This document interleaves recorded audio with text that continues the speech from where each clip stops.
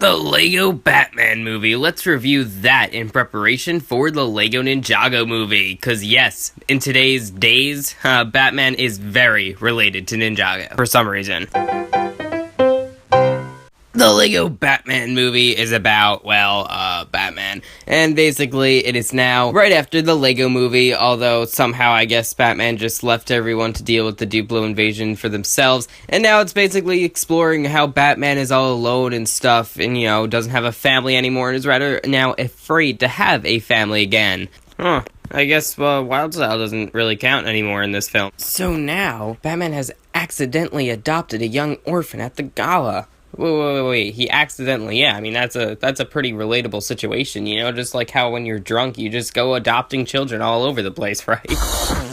What? And then in addition to that, they also explore Batman and the Joker's gay relationship. I like to fight around. So without further ado, let's get into the non-spoiler part. Now, there's not that much to say as a matter of fact, because surprisingly, they kept a pretty darn good amount under wraps from the trailers about, the whole 2/3 of the film. But basically, I gotta say that Robin, this is probably the best adaptation you could expect to ever see of him, and it's also a very funny one. And then also Batman is probably the most comical take on him you could ever expect to see in a cinematic form. And then Batgirl was kind of interesting. Didn't like her character that much, honestly. She was alright, but I guess that's technically the best version of her we've seen so far in an actual cinematic film. Yeah, she was alright. Joker was pretty good. Not quite Mark Hamill or, say, Heath Ledger. Wasn't a huge fan of him. It was just good how they explored the relationship between Batman and Joker. When can that go wrong? That's what you gotta do, Yeah.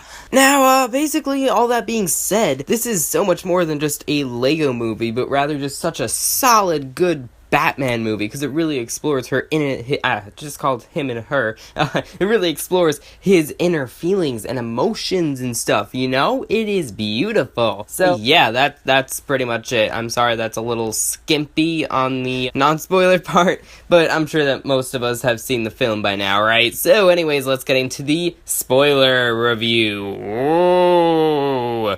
So, Alfred dies, and I guess we could expect to see a common thread throughout the LEGO movies that the old mentor character is going to die. We have Vitruvius decapitation, we have Alfred fall off the Batwing, and then I hope Sensei Wu will die in the LEGO Ninjago movie. Okay. That may be a little off. Basically, Alfred almost dies. That moment, though, was actually just so emotional, I gotta say. If he actually died, I would probably love the movie 10 times more. Just because it was such a beautiful death, the way he was falling, which is great, But no, he survived last second, unfortunately. And really no characters died in this film except for the cat. There was a little cat that fell in some fire. Just hear her say, "I'm okay." It's that kind of humor that you could expect from the film. This greatly explores Batman past history, and yeah, there are quite a few Easter eggs throughout the entire movie, which is really great, Super fun to see. Right at the beginning, we have Joker making a bunch of references to his older schemes. He always stops you. No, he doesn't. What about that time with the 2 boats? This is better than the 2 boats. Batman's never gonna see it coming. Like that time with the parade and the Prince music? Hey, quiet!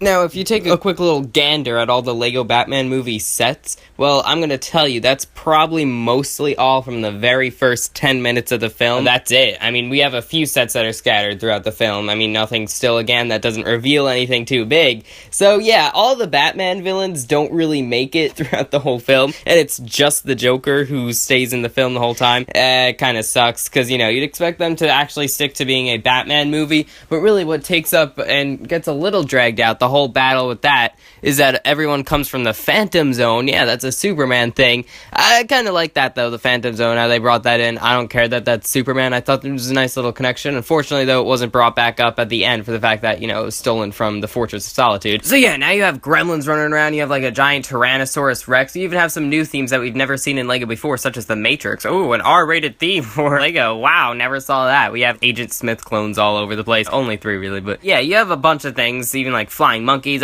The list goes on and on and on. It's not such a Batman film in that sense, for the fact that you see Batman kicking a bunch of Daleks, but you still have the BAM and the POW, those things coming up, so hey, it's a Batman film, right? No, it was still super entertaining and fun. It's just, I kinda would have preferred to see more of all the other Batman villains, especially considering the voice cast that they got for this kind of film. For example, you have Billy D. Williams. Oh, hey, there's another great Batman Easter egg, because if you didn't know, Billy D. Williams, who was also Lando Calrissian, played Harvey Dent from the first Batman film in 1989. He didn't make it, though. He got cut off. He never got to make it as Two-Face. That guy, he was replaced by the really bad Two-Face guy from Batman Forever. Not bad as in supervillain, I just mean like a bad representation of Two-Face. So yeah, it's great that he could actually be Two-Face. I mean, sure, it's an animated film, but still, that was so cool to see. So many great voices behind that. You got like Colin O'Brien, right? That's the voice of the Riddler. Yo, come on, use them. They got all at least one line, 2, maybe 3 lines if they were lucky. Yeah, it wasn't very common. But anyways, yeah, that's mostly it. I hated the credits.